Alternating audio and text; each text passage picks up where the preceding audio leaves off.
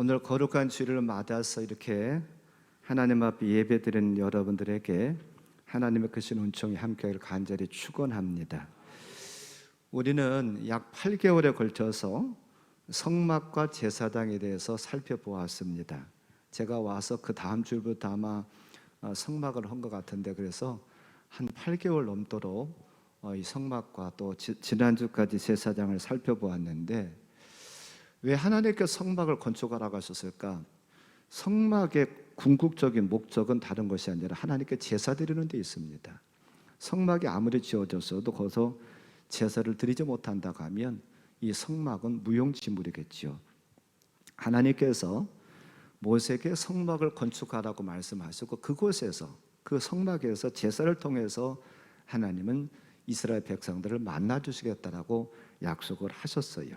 그래서 이스라엘 백성들 제사를 통해서 하나님을 만났는데, 레위기에 보면, 레위기서라고 하는 성경 말씀 1장부터 7장 말씀에 보면 5가지 제사를 말씀을 하고 있습니다. 우리가 오늘 살펴볼 번제가 있고요, 그 다음에 2번째 소제, 3번째로 화목제, 4번째는 속죄제, 5번째 속건제, 이렇게 5가지 제사가 구약 말씀에 나오는 제사입니다. 제사를 드리는 방법과 의미는 제사마다 조금씩은 달라요. 특징이라든 다 다른데, 이 5가지 제사에게 함축되어 있는 의미는 무엇이냐면, 왜 하나님께 제사를 드리라고 하냐면 죄에 대한 속죄를 위해서 하나님은 제사를 드리라라고 말씀하고 있어요. 이스라엘 백성들이 죄를 통해서 하나님과 깨어졌던 관계, 사람들과 깨어졌던 관계를 회복할 수 있는 방법이 다른 것을 통해서가 아니라 제사를 통해서 회복하기를 원하셨어요. 그래서 제사를 하나님 앞에 하나님께 원하시는 대로 잘 드리면 하나님과의 관계가 회복이 됩니다. 또한 사람과의 관계가 회복이 돼요. 이 구약의 제사를 왜 우리가 살펴봐야 되느냐? 신약 시대를 살고 있는 우리가 제사를 드리지 않고, 아닌 말로 그냥 유교해서 제사를 드리는데, 왜 우리가 제사를 드려야 되느냐? 우리가 살펴볼 제사는 유교에서 드리는, 부모에게 드리는 제사와는 다른 겁니다. 그리고 구약의 제사는 신약시대, 오늘날에 무엇이냐면 예배입니다. 이스라엘 백성들은 제사를 통해서 하나님을 만났고, 하나님을 그 제사를 통해서 만날 뿐만 아니라 속죄를 받고 그들에게 하나님께 주시는 복을 받았어요. 그래서 오늘날도 동일합니다.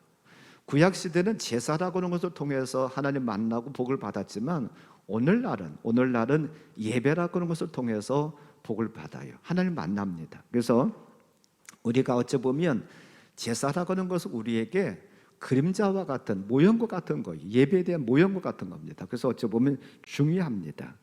저와 여러분들도 예배를 통해서 하나님과의 관계가 회복되기를 바라고, 또한 사람과의 관계가 회복되는 놀라운 역사가 있기를 바랍니다. 그래서 오늘부터 한 3주간에 걸쳐서 이 제사를 살펴보면서 저와 여러분의 예배가 회복되기를 바라고, 오늘 말씀의 제목을 저는 예배의 성공자라고 그렇게 붙였는데, 이 예배의 성공자라고 하는 것은 어떤 의미가 있느냐 하면, 하나님께서 바라시고 원하시는 예배, 우리가 보통 얘기하는 하나님 앞에 신령과 진정으로 하나님 연락하도록 드리는 예배를 얘기를 합니다. 그래서 예배의 성공자가 될 때에, 즉 하나님께서 바라시고 원하시는 예배를 우리가 하나님 앞에 드릴 때에 하나님께 그 예배를 받으시고 우리에게 복을 주셔요. 그래서 우리는 예배를 제사를 통해서 5가지 제사를 살펴보면서 우리가 어떻게 예배를 회복해야 되겠는가, 잃어버렸던 것은 없었는가 우리가 살펴보면서 예배를 바르게 우리가 드림으로 하나님 만날 뿐만 아니라 하나님께서 주신 은혜, 은총과 복을 받는 저함들 되기를 바랍니다. 그래서 3주에 걸쳐서 생각을 해보려고 해요.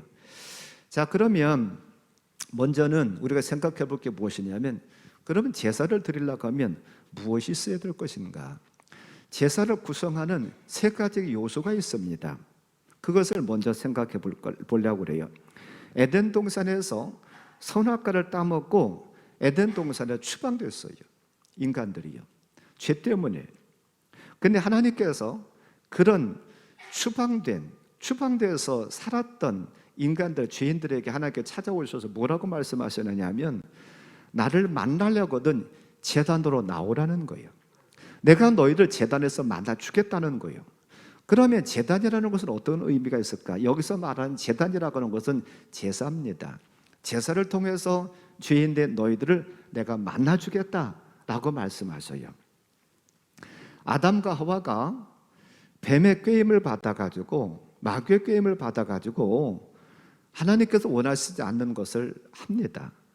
동산 중앙에 있는 것은 따먹지 말아라, 그것을 먹는 순간에 죽으리라라고 말씀하셨지만 뱀의 유혹을 받아가지고 그는 그것을 따먹습니다. 그리고 그의 눈이 밝아져요. 그의 눈이 밝아져서 발견한 것이 무엇이냐면 자기 자신의 벗은 모습을 발견합니다. 그 전까지는 벌거벗었지만 수치스럽게 생각하지 않았었는데 죄라는 것이 들어오다 보니까 수치스러운 것을 느끼기 시작합니다. 그래서 나무를 꺾어가지고 나무로 치마를 엮었어요. 그래서 자기의 수치스러운 부분을 가렸습니다. 그러나 그것이 계속해서 가려줄 수 없는 것이, 그게 나무가 말라버리니까 수치스러운 부분이 드러나게 됩니다. 그때 하나님께서 아담과 하와에게 찾아오셔요. 아담과 하와에게 찾아오셨는데 뭘 갖고 찾아오셨느냐면 가죽옷을 갖고 찾아오십니다.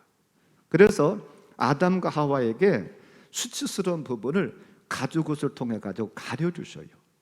근데 이 가죽옷은 무엇을 얘기를 하느냐 하면 죽음입니다. 짐승이 죽어야만이 거기서 가죽을 얻을 수가 있고 가죽을 통해서 옷을 지을 수가 있지요. 즉 그래서 구약 이스라엘 백성들은 짐승을 죽여가지고 그것을 가지고 하나님 앞에 제사를 드렸습니다. 그런데 오늘날 우리는 무엇으로 제사를 드려야 될까? 이따 한번 다시 말씀드리겠습니다만, 제사를 드리려고 하면 세 가지가 반드시 필요했어요. 그 세 가지는 첫째로는 제단입니다. 즉 그 제사를 드릴 장소가 필요합니다. 두 번째로는 제물이 필요했어요. 세 번째로는 그 제사를 드릴 사람, 제사장이 필요했습니다. 자, 제사를 드리기 위해서 먼저는 무엇이 필요하냐면 조금 전에 말씀드렸는데 장소인 제단이 필요합니다. 이 제사를 드릴 때 때로는 흙이나 혹은 돌 위에서 제사를 드렸습니다. 성막이 건축되기 전까지는 거기서 드렸어요. 그래서 출애굽 20장 24절 25절에서는 이렇게 말씀합니다. 내게 토단을 쌓고, 토단이라는 것은 흙으로 쌓으라는 거예요. 토단을 쌓고 그 위에 내 양과 소로 내 번제와 화목제를 드리라. 내가 내 이름을 기념하게 하는 모든 곳에서 내게 임하여 복을 주리라. 내가 내게 돌로 제단을 쌓거든 다듬은 돌로 쌓지 말라. 내가 정으로 그것을 쪼면 부정하게 함이니라. 성막이 건축되기 전까지는 흙 위에서나 아니면 돌 위에서 하나님 앞에 제사를 드렸어요.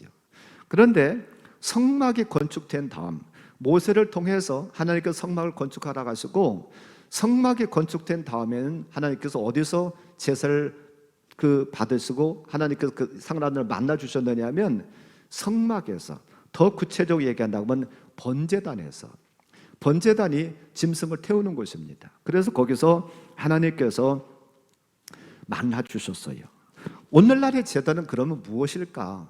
오늘날은 우리는 구약시대는 제사를 드렸지만 오늘날은 예배를 드린다고 말씀드렸습니다. 그러면 오늘날의 제단은 무엇일까? 한마디로 말씀드리면 성전이고, 한마디로 말씀드리면 예수님이 제단이 되셔요. 골로새서 1장 18절 말씀에서 이런 말씀을 합니다. 그는 몸인 교회의 머리시라. 그가 근본이시요 죽은 자들 가운데서 먼저 나신 이시니 이는 친히 만물의 으뜸이 되려 하심이요 라고 말씀하고 있습니다. 예수님께서 이 교회의 머리 되신대요. 이 교회는 예수님의 몸이라고 말씀하고 있어요. 자, 그뿐만 아니라 고린도전서 6장 19절에서는 우리 자신의 몸이 성전이다라고 말씀합니다. 이것은 제가 앞에서도 우리의 심령 성전을 한번 말씀드릴 때 이 부분을 말씀드렸어요. 고린도전서 6장 19절에서 너희의 몸은 너희가 하나님께로부터 받은 바 너희 가운데 계신 성령의 전인 줄을 알지 못하느냐. 너희는 너희 자신의 것이 아니라라고 말씀하고 있어요. 이처럼 오늘날의 예배는 어디서요? 교회에서, 또한 몸된 예수님께로부터 드리는 것이 바른 제사라는 거예요. 바른 예배라는 거예요. 그래서 물론 예배를 교회가 아닌 데서도 드릴 수는 있습니다. 그러나 가장 적합하고 가장 올바른 곳은 교회에서 하나님 앞에 예배를 드리는 것이 가장 올바르다는 사실을 기억하기 바랍니다. 자, 두 번째로는 제사를 구성하는 두 번째 요소는 무엇이냐면 제물이에요. 장소가 결정이 되면 이제 제물이 필요합니다.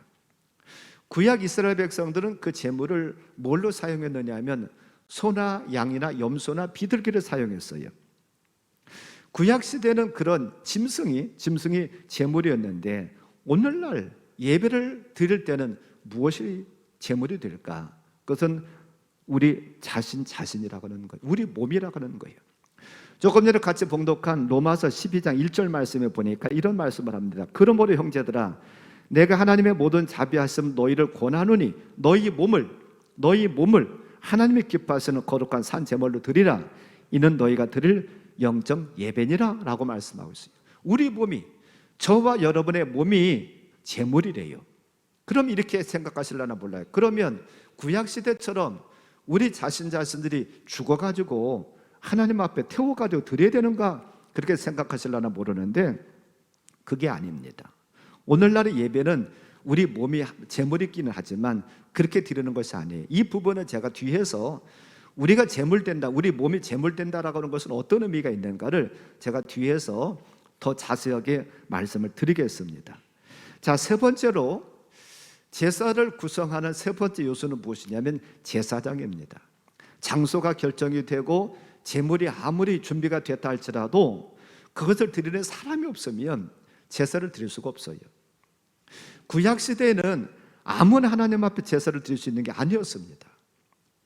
이스라엘 백성들이 하나님 앞에 제사를 드리려고 하면 꼭 누구를 통해서 드렸느냐 하면 제사장을, 레위 지파 제사장을 통해서만 하나님 앞에 제사를 드릴 수가 있었어요. 그러면 오늘날의 제사장은 누굴까? 그것은 예수님께서 제사장이십니다. 히브리서 8장 1절에서 뭐라고 그러냐면 지금 우리가 하는 말의 요점은 이러한 대제사장이 우리에게 있다는 것이라. 그는 하늘에서 지금 크신 이의 보좌 우편에 앉으셨으니. 예수님께서 대제사장이 되셔서 지금도 하늘 보좌 우편에서 저와 여러분을 위해서 중보기도 하고 계신대요. 간구하고 계신대요. 그러면 예수님께서만 대제사장이시냐? 베드로전서 2장 5절에서는 저와 여러분들을 가리켜서 거룩한 제사장이다 라고 말씀하고 있습니다. 너희도 산돌같이 신령한 집으로 세워지고 예수 그리스도로 말미암아 하나님이 기쁘게 받으실 신령한 제사를 드릴 거룩한 제사장이 될지니라. 우리 자신들이 제사장이래요. 자, 지금 이렇게 살펴본 것처럼 제사를 구성하는 세 가지 요소, 제물, 제단, 제사장, 이 모두는 누구를 가리켰느냐 하면 결국은 예수님을 가리키고 또한 저와 여러분들을 가리키는 거예요. 제단도 예수님이고 우리고, 또한 제물도 예수님이시고 또한 저와 여러분들이고, 또한 제사장도 예수님이시고 우리고. 우리는 예배를 통해서 하나님 만나기 위해서는 예수님을 통해야 됩니다. 예수님을 통하지 않고서는 절대로 우리가 하나님 만날 수가 없어요. 그래서 우리가 잘 아는 것처럼 요한복음 14장 6절에서 예수님이 이렇게 말씀하시죠. 내가 곧 길이요 진리요 생명이니 나로 말미암지 않고는 아버지께로 올 자가 없느니라. 하나님께서 가기 위해서는 꼭 누구를 통해서 갈 수 있다고요? 예수님을 통해서만 우리가 갈 수 있대요. 그러므로 우리는 예수님을 꼭 붙잡고 신앙생활을 해야 됩니다. 그래야만 우리는 하나님께 나아갈 수가 있어요. 자, 두 번째로 살펴볼 것은 무엇이냐면 제사를 드리는 제사의 방법입니다. 성경에 보면 끝부분에 제자가 붙은 것은 대부분 제사입니다. 아까 제가 5가지 제사 말씀드렸잖아요. 번제, 또한 소제, 화목제, 속죄제, 속건제 다 제자가 들어가잖아요. 그 제자라고 하는 건 제사라고 하는 겁니다. 근데 성경이 있다 보면 제자가 들어가긴 했지만 제사의 종류에 안 들어가는 게 있어요. 그것은 무슨 얘기냐면 제사의 방법입니다. 제사를 어떻게 드리라고 하느냐, 방법에 대해서 한 3가지로 얘기를 하고 있어요. 첫째로는 거제입니다. 우리 경남에 있는 거제시를 얘기하는 것이 아니라 제사의 방법 거제인데, 그 거제는 어떻게 드리라고 하냐면 제물을 위아래로 흔들라고 그랬어요. 위아래로 흔들어서 드리는 제사가 거제입니다. 그래서 민수기 15장 21절에 너희의 처금 익은 곡식 가루 떡을 대대의 여호와께 거제로 드릴지니라. 그래서 거제가 나왔잖아요. 그래서 성경이 있다가 거제가 나오면 이것은 제사를 드리는 방법이고 위아래로 제물을 흔들어서 드리는 것이구나, 그렇게 생각하면 됩니다. 두 번째는 무엇이냐면 요제라고 하는 거예요. 위아래로서, 지금 거제는 위아래에서 흔들었다고 하면 거제는 위아래에서 흔들고요, 요제는 앞뒤로 흔드는 겁니다. 앞뒤로 흔들어가면서 하나님 앞에 드리는 제사가 요제입니다. 그래서 레위기 9장 21절 말씀에 보면 가슴들과 오른쪽 뒷다리를 그가 여호와 앞에 요제로 흔드니 모세가 명령한 것과 같았더라. 흔든다고 그러고 있잖아요. 앞뒤로 흔드는 거. 그래서 이게 이제 그러니까 위아래로 흔드느냐 앞뒤로 흔드느냐에 따라서 거제냐 요제냐, 그게 차이입니다. 세 번째 제사의 방법 중에 하나가 또 무엇이냐면 전제 혹은 관제라고 얘기를 합니다. 그것은 제물에 포도주를 부어서 드리는 것을 가리켜서 전제다라고 얘기를 해요. 민수기 28장 7절 말씀에 보니까 또 그 전제는 어린 양 한 마리에 4분의 1 흰을 들이되 거룩한 곳에서 여호와께 독주의 전제를 부어 드릴 것이며, 그렇게 말하고 있어요. 제물에다가 포도주를 부어서 그것을 하나님 앞에 드리는 것을 전제다, 그렇게 얘기를 합니다. 자, 이렇게 제사의 방법을 생각해 봤고요. 오늘 저는 번제를 좀 자세하게 말씀드리면서 우리가 하나님께서 연락하는, 하나님께서 받으실 만한 예배가 됐는가 한번 좀 생각해 봤으면 좋겠어요. 자, 첫 번째 생각해 볼 것이 이제 번제인데, 이 번제는 히브리어로 올라라고 하는 단어입니다. 이 단어의 뜻은 무엇이냐면 올라간다, 사른다라고 하는 뜻을 가지고 있어요. 그래서 왜 이 번제가 올라라고 하는, 즉 올라간다, 사른다 하느냐 하면, 제가 한번 번제단에서도 한번 얘기를 드렸던 것 같은데요, 이 번제의 특징은 다른 것보다도 이 번제는요 모든 것을 다 태워서 하나님 앞에 드립니다. 다른 제사는 우리가 다음 주에 더 이어서 생각해 보겠습니다. 다른 제사들은 제사장 몫이 있어요. 사람의 몫이 있습니다. 어떤 것은 제사장의 몫이 있고 어떤 것은 사람과 함께 이렇게 먹는 게 있습니다. 화목제 같은 경우는 대부분 같이 예배 동참한 사람들과 같이 나눠 먹는다든지 이런 게 있습니다. 근데 이 번제만큼은 전혀 그런 게 없어요. 제사장의 몫도 없고 드린 사람의 몫도 없고 온전히 다 태워서 드립니다. 모든 것을. 그래서 제물은 다 태워서 드리는 제사.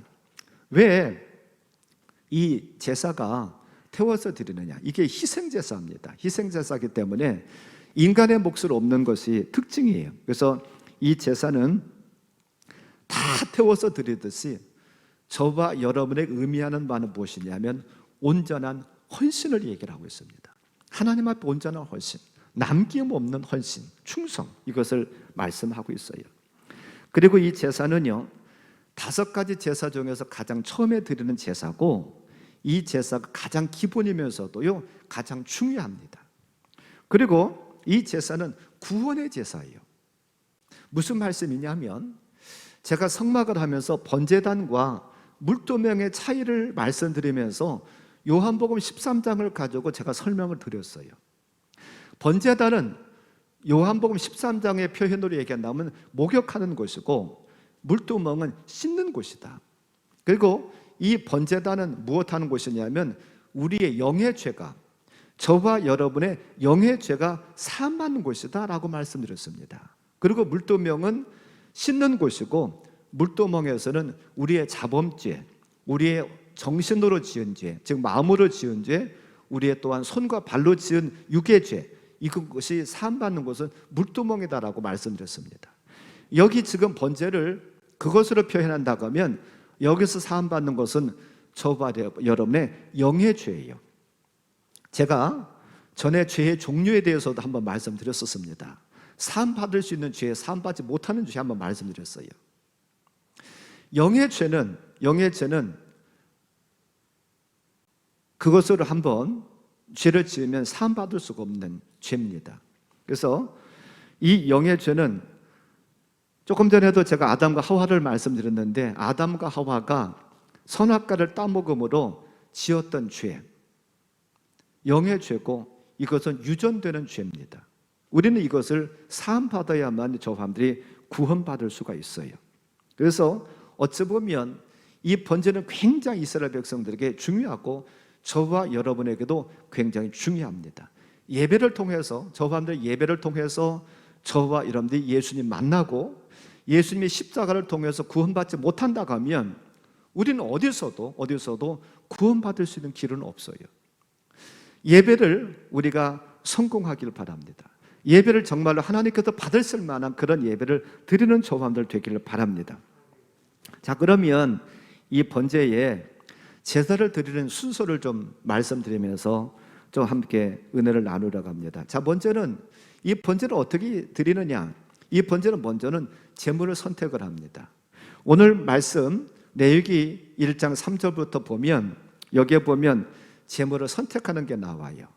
3절에서는 소를 가지고 하나님 앞에 제사를 드릴 때 어떻게 할 것인가 그 뒤까지 쭉 나옵니다. 10절에서는 양이나 염소를 가지고 하나님 앞에 제사를 드릴 때 어떻게 하라고 하고 있느냐 쭉 나와요. 또 그 다음에 14절에서는 비둘기를 가지고 하나님 앞에 선택해서 드릴 때에 어떻게 드리라고 나옵니다. 가장 기본은 소를 가지고 하나님 앞에 제사를 드리는 것이 가장 잘 나와 있기 때문에 저는 소를 기본으로 해가지고 말씀을 드리겠습니다. 자, 그러면 어떤 때는 소를 가지고 어떤 때는 양이나 염소를 가지고 어떤 때는 비둘기를 가지고 하나님 앞에 제사를 드리는가? 그것은 특별한 것이 아니라 그 제사를 드리는 사람의 형편에 따라 가지고 소를 택하더니 양이나 염소를 택하더니 비둘기를 택하게 되어 있습니다. 돈이 좀 많고 좀 생활이 여유 있는 분들은 소를 잡아서 하나님 앞에 예물을 드려요. 제물을 드립니다. 그리고 그냥 평범한 분들은 양이나 염소를 가지고 제사를 드립니다. 그리고 형편이 어려운 분들은 비둘기를 가지고 비둘기를 잡아가지고서는 그것을 가지고 하나님 앞에 제물을 드리게 되어 있습니다. 자, 이렇게 제물이 선택이 되면 그 다음에 뭘 하라고 말씀하고 있느냐 하면 4절 말씀에 보니까 그는 번제물의 머리에 안수할지니 그를 위하여 기쁘게 받으심이 되어 그를 위하여 속죄가 될 것이라. 제물이 선택이 되면 소든지 양이든 염소든지 비둘기든지 제물이 선택이 되면 그 다음에 해야 되는 것은 안수입니다. 안수하래요. 그러면 왜 안수를 할까? 안수의 의미는 몇 가지 의미가 있습니다. 안수할 때 안수의 의미는 첫째로는 위임한다라고는 뜻을 가지고 있어요. 그래서 장로님들도 장로로 세워질 때 안수받는 경우도 있고 안수식을 하고 목회자들도 전도사님에서 목사가 될 때 안수식을 합니다. 여기서의 안수는 위임한다는 뜻을 가지고 있어요. 내가 장로로서 내가 목사로서요 너한테 위임을 한다. 그러니까 장로에게 있는 그런 어떤 권한이라든지요 또한 목사에게 있는 어떤 그런 그 사역이라든 그것을 위임하는 그런 뜻을 가지고 있어요. 그래서 거기서의 안수는 그런 위임의 뜻을 가집니다. 두 번째로 어떤 뜻을 가지고 있느냐면 전가시킨다라고 하는 뜻을 가지고 있어요. 내게 있는 것을 다른 사람한테 저 안수하는 사람한테 전가한다. 지금 여기 소에게 안수하라고 하는 것은 그런 의미가 있습니다. 내 있는 죄악을 내가 소의 머리에다가 안수하면서 내 죄를 고하는 겁니다. 내가 이런 죄를 저질렀습니다. 가늠죄를 저질렀습니다. 도둑질을 했습니다. 누구를 어떻게 했습니다. 하면서 그 머리 위에다가 안수를 해요. 그러면 내 있는 죄악이 누구에게 넘어가느냐 하면 그 소에게 넘어갑니다. 자, 이게 이제 전가시킨다고는 의미가 있어요. 안수하면서 세 번째로는 오늘날 목회자들이 여러분 축복기도 하잖아요. 축복이라고 하는 축복을 할 때도 안수를 합니다. 그 다음에 네 번째로 연합이라고는 뜻을 가지고 있습니다. 안수하는 사람에게 나와 그 사람과 연합이 된다는 거잖아요. 그래서 안수를 아무나한테 받지 말라고 하는 것이 무엇이냐면 영적으로 통한다는 거예요. 그래서 이단이라든지 그런 잘못된 사람들한테 안수를 받으면은 그 영이 그 사람한테 들어가서 잘못된다고 해서 함부로 안수 받지 말라고 그러잖아요. 바로 그런 의미가 있습니다.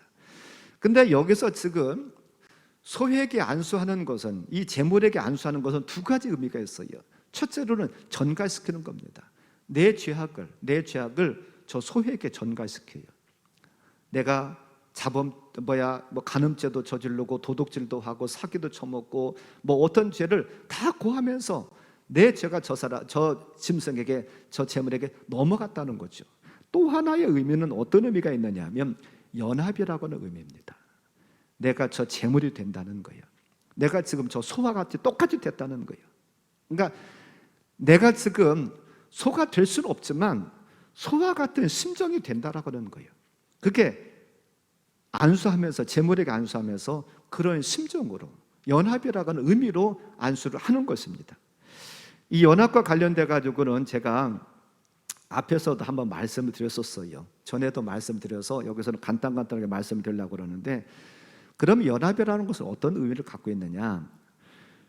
요한복음 15장으로 얘기한다고 하면 아내라고 합니다. 아내 혹은 붙어있다, 그런 뜻을 가지고 있어요. 그래서 요한복음 15장 4절에 보면 내 안에 거하라, 나도 너희 안에 거하리라.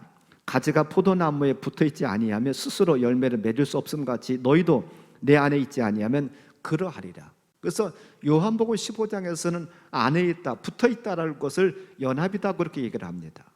그리고 로마서 6장에서는 어떻게 얘기를 하고 있느냐 하면 합한다, 연합한다, 그렇게 뜻을 가지고 있어요. 그래서 로마서 6장 1절부터 5절에서 보면 연합한다, 합하여, 그런 얘기가 여러 번 나옵니다. 거기 지금 3절에도 보니까 무릇 그리스도 예수 합하여 세례를 받은 우리는 그의 죽으심과 합하여 세례를 받은 줄을 알지 못하느냐? 4절에도 또 합하여가 또 나와요. 그러므로 우리가 그의 죽으심과 합하여 세례를 받음으로 그와 함께 장사되었나니 이는 하나 아버지의 영광으로 말미암아 그리스도를 죽은 자 가운데서 살리신 것 같이 우리를 또한 새 생명 가운데서 행하게 하려 함이라. 5절에서는 연합한다라고 얘기가 나와요. 만일 우리가 그의 죽으심 같은 모양으로 연합한 자가 되었으면 또한 그의 부활과 같은 모양으로 연합한 자도 되리라. 자, 연합한다, 내가 안수한다라고 하는 것은 연합한다라고 하는 뜻을 가지고 있다는 거예요. 그러면 연합한다라고 하는 것은 또 더 우리가 더 쉽게 얘기하면 무엇일까? 우리가 같이 보았던 로마서 12장 1절과 2절에서 아까 제가 1절에서 너희 몸을 산 제물로 드려라라고 할 때에 이게 어떤 의미가 있는가를 제가 뒤에서 자세히 말씀드린다고 했는데, 자, 여기에 보면 우리가 산 제물, 거룩한 산 제물이 된다는 것은 어떤 의미가 있는가? 한마디로 말하면 안에 있다, 예수님과 붙어 있다, 혹은 연합한다는 뜻을 가지고 있는데, 그러면 더 정확하게 무엇을 얘기할까? 그 해답은 2절에 있어요. 뭐라고 그러냐면 너희는 이 세대를 본받지 말고 오직 마음을 새롭게 함으로 변화를 받아 하나님 아버지의 하나님의 선하시고 기뻐하시고 온전하신 뜻이 무엇인지 분별하도록 하라. 즉 내가 거룩한 산 제물이 된다라고 하는 것은 내 자신의 뜻을 죽이고 누구의 뜻대로요? 하나님 아버지의 뜻을 따라간다는 거예요. 그게 내가 산 제물이 된다는 거예요. 그게 연합됐다라고 그러는 거예요. 그게 하나 됐다는 거예요. 그게 안에 거하는 것이고 예수님과 붙어 있다라고 그러는 거예요. 그러니까 내가 생각할 때는 그게 아니야. 그러나 성경에서 하나님께서 그게 하나님의 뜻이다, 이게 내 뜻이다라고 한다고 하면 내 뜻을 어떻게 하는 거예요? 내려놓는 거예요. 내려놓고 누구의 뜻을 따르는 거예요? 하나님 아버지의 뜻을 따르는 것이 내가 산 제물이 됐다는 거예요. 안수할 때에 그런 의미가 있다는 거예요. 안수하면서 저 짐승이 죽으면 이 짐승은 이제 안수를 받고서 나는 검을 통해서 죽어요. 목을 찔려서 죽습니다. 그리고 또한 제사장이 그 가죽을 벗깁니다. 그러면 제사 드리는 사람은 어떤 심정을 가지고 제사를 드리고 안수하느냐 하면 저 짐승이 죽음 때에 나도 같이 죽습니다. 저 짐승의 가죽이 벗겨지는 각을 뜨는 것처럼 내 가죽을 벗깁니다. 그런 자세를 가지고 제사를 드리는 거예요. 이게 번제고 이렇게 제사를 드릴 때에 하나님께 연락된다는 사실을 기억하길 바랍니다. 자, 이렇게 안수한 다음에 조금 전에 말씀드린 것처럼 검을 통해서 이 짐승의 목을 찌르게 되어 있습니다. 그리고 칼을 가지고서 하나는 가죽을 벗겨요. 이 가죽을 벗긴다라고는 의미는 어떤 것이냐 하면 내 모든 것들을, 내 모든 죄악들을 하나님 앞에 자백하는 거예요. 고백하는 거예요. 토설하는 거예요. 나의 수치스러운, 나의 더러운 모든 것들을 하나님 앞에 진솔하게, 하나님 앞에 자세하게 낱낱이 내놓는 것을 가르쳐서 가죽을 벗긴다라고 얘기를 해요. 요한일서 1장 9절에서 말합니다. 만일 우리가 우리 죄를 자백하면 그는 미쁘시고 의로우사 우리 죄를 사하시며 우리를 모든 불의에서 깨끗하게 하실 것이요 라고 말하고 있어요. 우리는 하나님 앞에서 우리의 가죽을 벗기를 바랍니다. 우리 입으로 회개하고 자백하는 것이 짐승의 가죽을 벗기는 것과 똑같은 거예요. 우리는 말씀의 검 앞에 우리가 바로 서기 원합니다. 말씀의 검 앞에서 찔릴 준비를 우리가 하고 있기를 바랍니다. 히브리서 4장 12절에서 말씀합니다.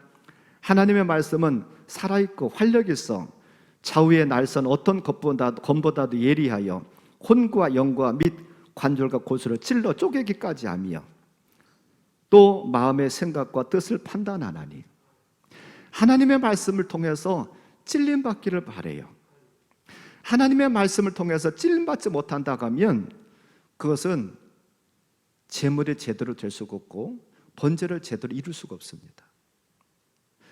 제대로 말씀의 검을 가지고 짐승을 찔렀는데 짐승이 죽지 않는다. 그러면 번제단에 올라가서 태워줄 수가 없습니다. 죽어야만이, 검을 통해서 죽어야만이, 가죽이 벗겨져야만이 번제단에 올라가서 불을 통해서 태워져요. 그리고 태워져야만이 향기가 납니다. 저는 왜 그런 생각이 들었는지 모르겠는데 어제 갑자기 그런 생각이 저한테 들었어요. 이게 하나님께 주시는 생각인지 제 개인적인 생각인지는 저도 잘 지금 분간을 못하고 저도 고민하고 있습니다. 내가 사건 목사가 아닐까, 어제 그런 생각을 갑자기 했어요. 그러면서 어제도 고민하고 오늘 아침에도 나와서 기도하면서 하나님, 이게 내 마음입니까? 아니면 하나님께 주신 마음입니까? 그런 생각을 해봤어요. 어제 교회에 있다가 조금 늦게 집에 가서 집사람한테 나는 싹군 아니야 내가 그랬어 했더니 집사람 왜 그런 생각을 해요? 나한테 그러더라고요. 내가 목사로서 말씀의 검을 가지고 성도들을 깊이 찔러야 되는데 내가 지금 제대로 못 찌르고 있잖아. 내가 지금 성도들의 눈치를 보고 제대로 못 찌르고 있잖아. 그러니까 내가 성도들을 말씀의 검을 가지고 제대로 찔러서 그들이 정말로 주님을 통해 가지고 거듭나고 바른 양이 되게 만들어야 될 텐데 내가 그 일을 지금 못하고 있으니까 제대로 말씀의 검을 가지고 찔러서 그들이 정말로 주님을 통해서 새로워지며 바로 세워져서 하나님 앞에 복받고 구원받는 그런 자로 세워야 될 텐데 내가 그것을 못하는 것 같아도 내가 짝꿍 같아. 그런 고민을 하고 있습니다. 모르겠어. 이게 제 개인적인 감정에 의해서 이게 나온 생각인지 아니면 하나님께 주신 마음인지 그건 저도 지금 아직은 모르겠어요. 그걸 놓고 지금 씨름하고 고민하고 기도하고 있습니다. 하나님께 우선 해답은 주시겠죠. 우리가 저와 여러분들이 예수 믿는다 하고 저와 여러분들이 신앙생활 한다 하면서 저처럼 가짜로서 우리가 신앙생활 하는 것은 아니니까 우리 한 번쯤 우리 자신들을 살펴볼 수 있기를 바랍니다. 우리가 그저 교회 나와서 예배 시간에 참석하고 갔다라고 하는 것으로 만족하는 우리의 삶은 아닌가. 그게 몇 년이 되고 몇십 년이 되고 그게 타성에 젖어서 오늘 주일이 됐는데 그냥 나가야 되지, 나 오늘 예배 봤어, 그러는 우리의 모습은 아닐까. 이런 예배를 정말로 하나님께서 받으실까. 우리가 한번 우리 자신들을 곰곰이 살펴보길 바랍니다. 내 죄악이 보이면 남의 죄악이 안 보여요. 근데 내 것이 안 보이면 자꾸 남의 것이 보입니다. 우리가 한번 살펴보기를 바라요. 나는 가짜 아닐까? 하나님 앞에서 나는 가짜 아닐까? 다른 사람 앞에서 내가 신앙생활 잘하는 것처럼 뽐내고 그렇게 살아왔는데, 우리가 하나님 앞에서 우리 자신들을 한번 엄밀하게 내놓고 우리 자신들을 바라보는 저함들 되기를 바랍니다. 그래서 저처럼 가짜 같고 싹꿍 같다고 하면 하나님 앞에 철저히 회개하기를 바라요. 그게 하나님께서 우리에게 주시는 은혜 아니겠습니까? 우리가 이왕이면 신앙생활 하나님의 뜻대로, 하나님께서 바라시고 원하시는 대로 멋지게 해서 하나님 앞에 영광 돌리는 삶을 살아야지, 하나님 앞에 말로는 신앙인이라고, 말로는 신앙생활 잘한다고 하면서도 거침돌이 돼서는 안 되잖아요. 우리는 말씀의 검으로 찔림받지 못한다고 하면 하나님께 우리를 쓰실 수가 없습니다. 말씀의 검을 통해서 깊이 찔러야 됩니다. 그래야 나는 죽고 예수님이 살아요. 내가 살아있으면 절대로 예수님이 살 수가 없습니다. 내가 살아있으면 교회가 살 수가 없어요. 내가 죽어야 됩니다. 내 자아가 죽어야 되고 내 뜻이 죽어야 됩니다. 그래야 하나님이 사시고 예수님이 사시고 은혜가 임해요. 오늘 우리는 번제를 생각해 보면서 우리 자신의 모습을 좀 발견했으면 좋겠습니다. 보았으면 좋겠습니다. 냉철하게 우리가 말씀 앞에서 우리 자신을 보는 기회가 되기를 바랍니다. 저도 고민하려고 그래요. 나는 싹군인가? 이렇게 목회하는 것을 하나님의 진정 기뻐하실까? 고민 좀 해보려고 합니다. 우리 함께 고민할 수 있기를 바라요. 그래서 혹시라도 우리의 신앙생활이 가짜였었고 형식과 외식만 있었다고 한다고 하면 하나님 앞에 철저하게 회개하고 정말로 하나님께서 원하시는 신앙인들이 다 되기를 바랍니다. 그런 신자가 되기를 바랍니다. 그래야만이 그런 예배가 하나님 앞에 상달이 되는 거예요. 그냥 예배만 참석했다 해가지고 그냥 상달되는 것이 아니라 내 것을 내려놓고 하나님의 뜻으로 거듭날 때에 우리의 예배가 상달이 되고, 그런 예배를 드릴 때에 우리가 하나님을 기쁘시게 할 뿐만 아니라 하나님께 주시는 복을 받을 수가 있습니다. 그리고 그렇게 드리는 예배가 향내나는 제물이 될 수가 있어요. 아무쪼록 저와 여러분들의 삶 속에서, 우리의 신앙생활 속에서 우리를 점검해 보기를 바라고, 우리의 점검을 통해서 아니다, 우리 스스로 본인들은 압니다. 스스로 알아요. 남이 지적하지 않고 본인들이 생각해 보면 알아요. 이건 아닌데, 내가 어딘지 모르게 잘못된 길로 가고 있는데 라고 한다고 하면 바로 고치자고요. 바로 하나님의 길을 가자고요. 주님께서 진정 원하시는 그런 길을 가자고요. 그게 주님께서 우리에게 주시는 말씀이고 하나님께 우리에게 주시는 은혜입니다. 아무쪼록 저와 여러분들이 진정 성도다운 성도, 진정 주님께서 기뻐하실 만한 성도가 다 되시기를 주님의 이름으로 간절히 축원합니다. 오늘 말씀 붙잡고 한 1분 동안만 같이 기도하기를 바랍니다. 하나님,